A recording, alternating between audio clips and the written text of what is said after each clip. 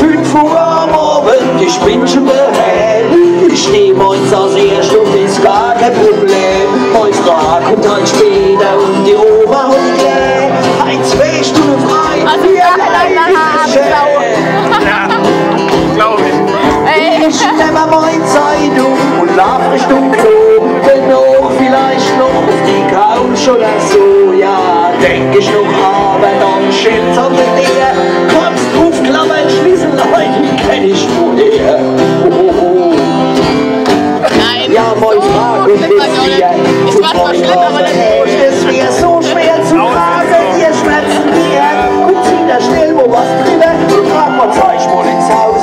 Und sie huckt sich jetzt erst mal und ruht sich mal aus. Gell, Willi?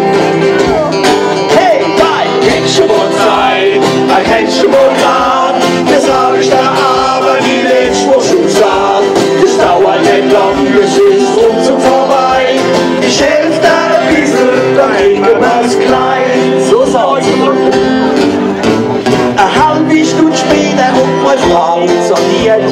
4 gute Kleider, jetzt wird anprobiert. Und jetzt noch ein anderen krieg ich präsentiert. Und ich tu noch ganz brav, wie was mich interessiert.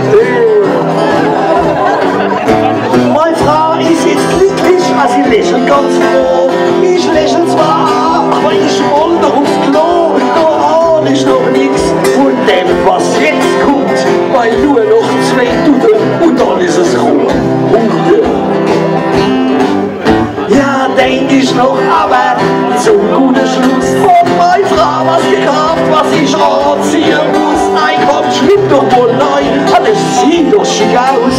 Und schon guckst du aus mir Designerhemd raus. Oh Mann, oh Mann, oh Mann, ey. Ja, hättest du mal Zeit, hättest du mal Rat, das hab ich da aber die letzte Woche schon gesagt. Das dauert nicht lang, das ist ruckzuck vorbei.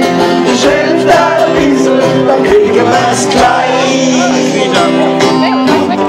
Wie ich mich und das Hemd dann im Spiegel betracht, da überleg ich als erstes gleich, wie man das macht, dass ich kenne von meinen Freunden so sieht.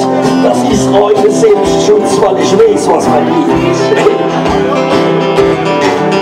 Die sagen dann nämlich, da werden junge Helm und seiner Frage zu.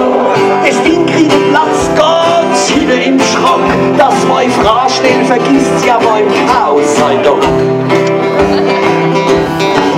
Und Männer, wer das Lied hört, weiß, was man meint.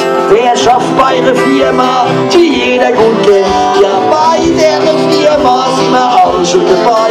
Die Häuser hättest du mal Zeit oder kennst du mal gleich.